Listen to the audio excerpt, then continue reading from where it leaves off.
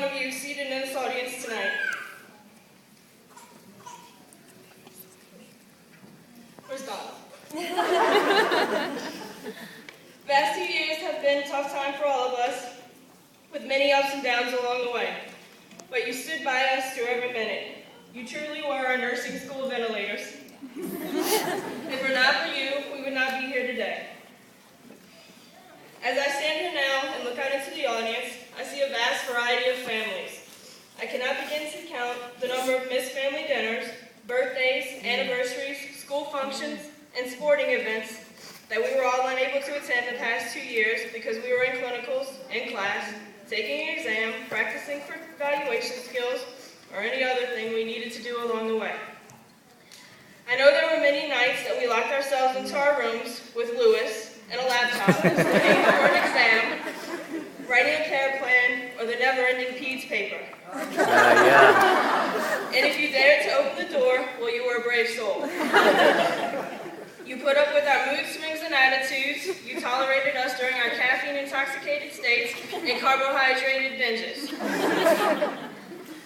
You allowed us to use your bodies as live test dummies for every new skill we needed to test.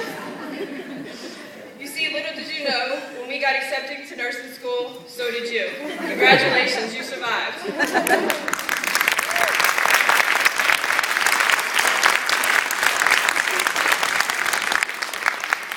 At this time, I would ask my fellow graduates to stand, turn around, make eye contact with your family, friend, or support system, and give them applause and say thank you.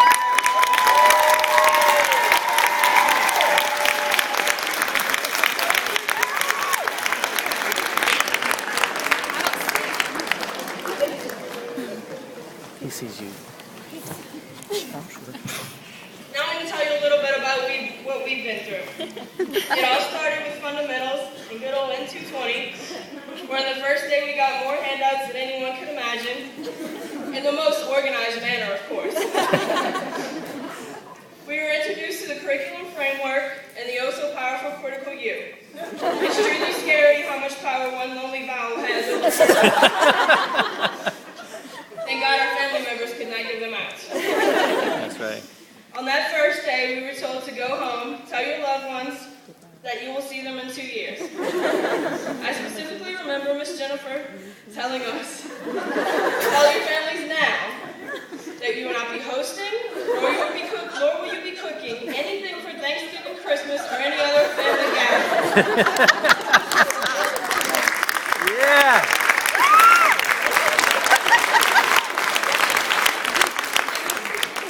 And at the very slim chance you even have time to attend, the only thing you are bringing are napkins and utensils. That's right. We laughed, but she was right. The first year we experienced our on-campus skill days, our skills evaluations, and our first clinical rotations. I remember at one time on the first on-campus skill day, Ellen, taking 10 of us at a time into the bathroom to teach us how to properly wash our hands while singing Twinkle Twinkle Little Star or Happy Birthday. I also remember that obnoxious person in the front of the classroom banging on her desk and telling everyone to be quiet. Whatever happened to her? For some of us, the first year of clinical settings was the first time we had entered a long-term care facility, a hospital setting, and actually cared for a real live person. And for some of us, this was second nature. It was at that time we realized that if we were going to make it through together, we were going to have to help each other. So we formed our study groups, picked out our skills evaluations partner, and every time a new class began, we promised Meg, our firstborn child, to please keep us together. In Mother Baby, we learned anything and everything you wanted to know about the fundus. Locate the fundus, massage the fundus, document the placement of the fundus, and recheck the fundus. Be the fundus. I am also a firm believer that turning the patient to the left side lying and providing them with 2 liters of oxygen via nasal cannula will solve any issue during labor. Do you need to lay down, Elizabeth? I remember my first clinical day in Mother Baby. We were there only 5 minutes. Our clinical instructor walked into the pre-conference room and said to me, "Go put on scrubs now. You're in delivery today and they have one pushing." At that point, the only thing I knew how to push was a grocery cart. By the end of the first year, we had taken over at least one room in your home, filled it with books, binders, index cards, practice lab skill items, highlighters in every color, and our most prized possessions, the PowerPoints. And after a short winter break, and possibly a trends class, then came second year. I remember being back on campus the first day of second year, roaming the nursing hallway, and seeing several new faces and whispering to each other. Who is that? I haven't seen that person before. Well, they must be first year. Second year consisted of Peds, Med-Surg, more Med-Surg, and Psych. Peds was one of the most fun and rewarding clinicals in my opinion.